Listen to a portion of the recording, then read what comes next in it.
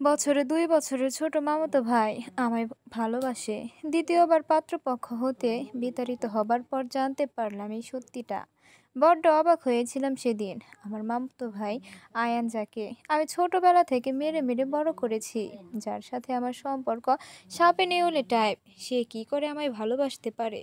তার উপর ২ বছরের বড় আমি তার থেকে। বর্তমানে যে বাড়িটাতে আমরা আছি সেটি আমার মায়ের পৈতৃক নিবাস। নানু আমার ২ মামা এবং আমার মাকে সমান ভাগে এই বাড়িটি লিখে দিয়ে গেছেন। আমরা থাকতাম ৩ তলায়, দোতলায় ছোট মামা আর নিচ তলায় বড় মামা। বড় মামা প্যারালাইজড গত ১ যুগ ধরে। ১২টা বছর আমার মামি নিজের অক্লান্ত ভালোবাসা এবং যত্ন নিয়ে মামাকে আগলে রাখতে রাখতে গত হয়েছেন ১ বছর আগে। মা বলতেন যৌবনকালে তাদের ভালোবাসা ছিল দেখার মতো। মামির প্রতি আড়ালে ভালোবাসা একদিন প্রকাশ হলো সবার সম্মুখে। নানু দ্বিমত করেনি, বিয়ে দিয়ে দিয়েছিলেন। সেই ভালোবাসা বদলায়নি। দুজনের প্রয়াসে অটুট থেকেছে ২৫টি বছর। মামি পরিশ্রম যেন সার্থক হতে লাগলো। মামা অভিশপ্ত জীবন কাটিয়ে উঠতে লাগলেন। কিন্তু কে জানতো এদিকে মামির দিন ফুরিয়ে এসেছে, দুজনের ভালোবাসা স্থগিত হয়ে গেল। মামা যেন নিস্তব্ধ বৃদ্ধে উপনীত হতে লাগলেন। মামির বিদায়কালে মামা একটুও কাঁদেননি, শুধু চেয়েছিলেন। কেঁদেছিল আয়ান, খুব কেঁদেছিল সে। নিজ চোখে একটি উড়ন্ত চঞ্চল ছেলেকে মাটিতে কেঁদে গড়াগড়ি খেতে দেখেছিলাম। তখনও বুঝতে পারিনি তার ভেতরকার কষ্টের প্রকট কতটা। মামা নিসার স্বপ্ন দেখতে দেখতে দিন গুনতে লাগলেন। আয়ানের চলাফেরা ধীর স্থির হতে শুরু করলো। আগের মতো যখন তখন আমার সাথে ঝগড়া জুড়ে দেওয়া হারিয়ে গেল। মাঝে মধ্যে নিজ থেকে তার সাথে ভাব জমাতে চাইলেও তেমন লাভ হতো না। আমার শক্ত হাতের চর তার গালে পড়তে পড়তে বোধ করি তার গানও এখন আমার হাতের মতো হয়ে গেছে। মেয়েদের হাতের তালু হয় নরম, সেই গালের চর থাপ্পড়ও সেই রকমই কোমল হয়। কিন্তু আমার ক্ষেত্রে ব্যাপারটা উল্টো।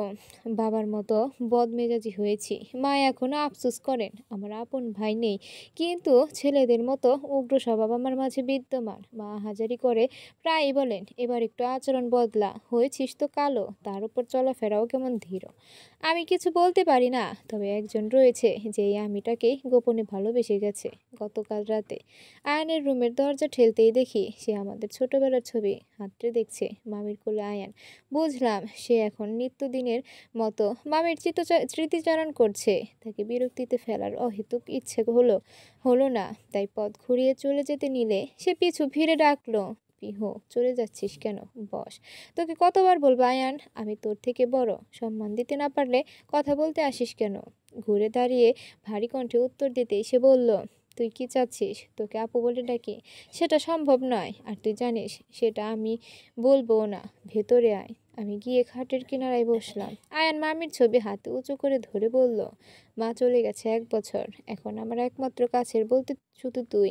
মামা তো আছে, এভাবে ভেঙে পড়ছিস কেন? আয়ান নির্বাক, দু চোখের উষ্ণ জল তার গাল বেয়ে অনায়াসে নেমে গেল। সেদিন তার এই ছোট্ট কথাটুকু আমার মস্তিষ্কে লাগেনি। এর গভীরতা কতটুকু ছিল সেটা বুঝতে পেরে বুঝেছি পরে। এক ভর দুপুরে কলেজ থেকে ফিরেই দৌড়ে চলে গেলাম রুমে। সচরাচর আমি এ কাজ করি না। বাড়ির মেইন দরজা থেকে আয়ান আমায় দেখে নিয়েছিল। আমি বিছানায় এসে মুখ গুজেছিলাম। আয়ান ধীর পায়ে হেঁটে আমার কাছে দাঁড়িয়ে জানতে চাইলো, মহারানীর হলো কি? কলেজ থেকে ফিরেই শুয়ে পড়লি যে? আমি নিজেকে স্বাভাবিক রেখে মুখ কুঁজেই বললাম, আমার ঘরে তোর কাজ কি? যা এখান থেকে। আয়ান গেল না। আমার অতি চেষ্টায় আড়াল করা কান্না ভেজা কণ্ঠ সে বুঝে নিল। চট করে আমায় শোয়া থেকে টেনে তুলে বসালো। আমি মুখ ঘুরিয়ে নিলাম। সে আমার থুতনি ধরে ঘুরে জল মুছিয়ে দিল। তোর মতো মেয়েকে কান্না মানায় না। তবু কাঁদছিস কেন? সত্যি সত্যি বল। হেয়ালিপনা পছন্দ না। আয়ান শক্ত স্বরে বলতেই আমি নাক টেনে টেনে বললাম, এলাকার মোড়ে কিছু ছেলে আজ আমার গায়ের রং নিয়ে কটূক্তি করেছে। আচ্ছা আয়ান, আমি তো তোর বোন, তুই বলতো আমি কি এতই কুৎসিত? পাত্রপক্ষ আমায় পছন্দ করে না, তুইও কি ভাবিস আমি কারোরই যোগ্য না? আয়ান মুখ ভার করে রইল, কথা বলল না। আমি তার উত্তরের আশায় বসে রইলাম। একটু পর কি হলো কে জানে। সে বেশ রেগে গিয়ে বলল, নিজেকে নিচু চোখে দেখা মেয়েদের জন্য এটাই ঠিক। তুই যদি নিজেই নিজেকে কারো যোগ্য না ভাবিস তাহলে বাকিদের আর কি দোষ? আর তোকে কতবার বলেছি বোন শব্দটা উচ্চারণ করবি না, কানে কথা যায় না। আয়ান খুব ক্ষেপে গেল। আমি হাঁ করে চেয়ে রইলাম তার দিকে। এভাবে রেগে যাওয়ার কারণ কি? সে হু হু করে রুম থেকে বের হয়ে গেল। তার বলা উক্ত কথাগুলো তীরের মতো বিঁধল বুকে। তার পরের দিন থেকে কলেজে যাবার পথে ছেলেগুলোকে আর দেখি না। যথারীতি কলেজ থেকে বাড়ি যাওয়া আশা করি। এরই মাঝে আরেকটি বিয়ের সম্বন্ধ এলো। তৈরি হয়ে পাত্রপক্ষের সামনে যেতেই চারদিক থেকে নাক ছিটকানি আর অসংখ্য কানাঘুষা শুনতে পাচ্ছিলাম। ধরেই নিলাম এই সম্বন্ধ কাজে দেবে না। হলো তাই। পাত্রের মা সরাসরি না বলে উঠে গেলেন। বাবা রেগে মেগে আবারও মাকে বকতে লাগলেন। মেহমানে ভরা ড্রয়িং রুমটা, শুধু আমি আর আয়ান বসা। হাতের মধ্যে শাড়ির আঁচল খামচে ধরে কাঁদছি আমি। কেমন থমকে গেল পলকগুলো। সব মুখে মানুষগুলো আমাকে অপরাগ ঘোষণা দিয়ে চলে যায়। পাছে কেঁদে মরতে হয় আমাকে। আয়ান দু কদম কাছে এসে আমাকে আমার নিকট সোফায় বসলো। কুঁজো হয়ে আমার মুখের সামনে বসে বলল, তোর সাহসী ভাবটা আর আগের মতো নেই। ভাবতেই দুঃখ হচ্ছে, তুই তো এরকম ছিলি না। সবার কথা গায়ে মাখতে কে বলেছে তোকে? আয়নের কথা কর্ণপাত হতেই আমার কান্নার পরিমাণ বেড়ে গেল।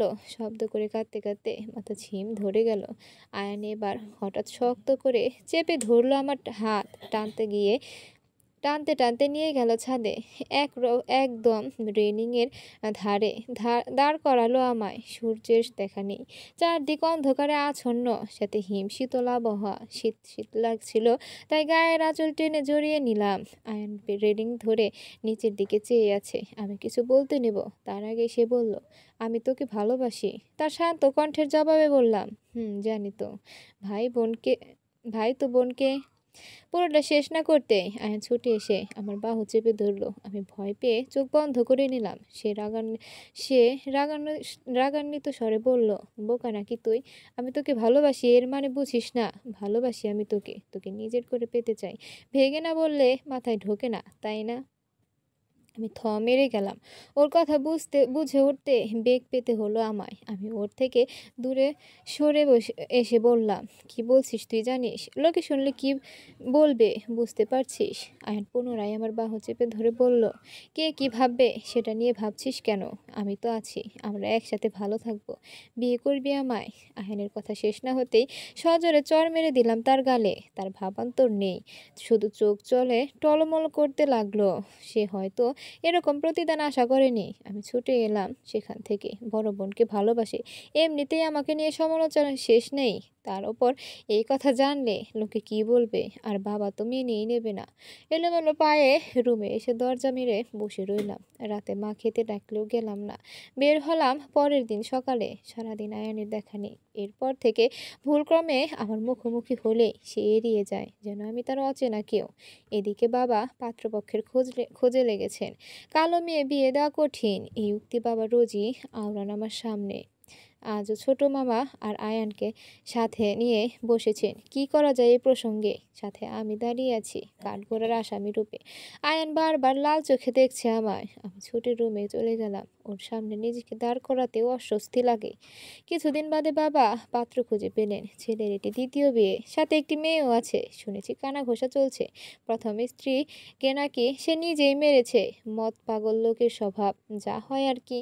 বাবার দ্বিমত নেই। মাও দেখলাম বেজায় খুশি। ছেলে ভালো কি কি খারাপ সেটা বড় কথা নয়, মেয়েকে বিদায় দিতে পারছেন, এটাই যেন স্বস্তির আবাস বয়ে বেড়াচ্ছে। আমার মতো নেবার বৃথা বৃথা প্রয়োজন বোধ করলেন না বাবা। সাহসী সহনশীল এই আমি আজ পরিবারের কথায় নেচে বেড়াচ্ছি। দুদিন পরে বিয়ে।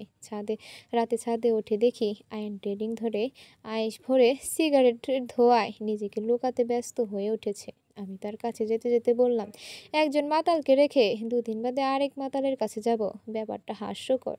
আমি খচা মেরে বলতেই আয়ান ঘুরে তাকালো। হাতের সিগারেট দ্বিতীয় টান মেরে আগের অবস্থায় দাঁড়িয়ে রইল।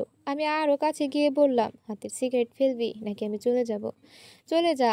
যাব না, সিগারেট ফেলে দে। আয়ান আমার দিকে তাকিয়ে মুখের ধোঁয়া ছুঁড়ে দিল মুখ বরাবর। আমি চোখ বুজে নিলাম। সিগারেট ছুঁড়ে ফেলে বলল, এই ধোঁয়া এরপর থেকে আমার আজীবনের সঙ্গী। কেউ ছেড়ে গেলেও এই ধোঁয়া ছেড়ে যাবে না। ঠিক আছে, তবে তুই এটা নিয়েই পড়ে থাক। বলেই আমি চলে যেতে নিলে আয়ন আমার হাত চেপে ধরল। সাদামাটা রঙহীন বিয়ে বাড়িতে অল্প কতক লোকের পদচরণ যারা ছিল তারাও চলে যাবে এখন। পাত্রকে পুলিশ অ্যারেস্ট করে নিয়েছে। সব দোষ এবার বর্তাবে বাবার উপর। ভয়ে যখন আমার কাঁপুনি শুরু, বাবা তখন আয়ানকে ডেকে তার হাতে আমায় দিয়ে বললেন, তোমাদের জীবন সুন্দর হোক। ব্যাস, এইটুকু কথা বলে বাবা চলে গেলেন। সেদিন রাতে ছাদে আয়ান আমার হাত ধরে টেনে তার বুকে মিশিয়ে নিয়েছিল। বাবা দেখে ফেলেছিল সেটি। আয়ান বাবার পা ধরে মিনতি করেছিল আমাকে পাবার জন্য। বাবা ফেরাননি। অসুস্থ জীবন থেকে মুক্তি দিয়ে বাবা আয়নের কথা গ্রাহ্য করেছিলেন। বাবা চলে যেতেই আয়ন কেঁদে ওঠে খুশিতে। আমায় জড়িয়ে ধরতে নিলে আমি রেগে বললাম, আমি তোর বড়, একদম পারমিশন ছাড়া টাচ করবি না। আয়ন রেগে মেগে তাকালো। মনে হচ্ছে আজকের চড়টা আমার গালেই পড়বে।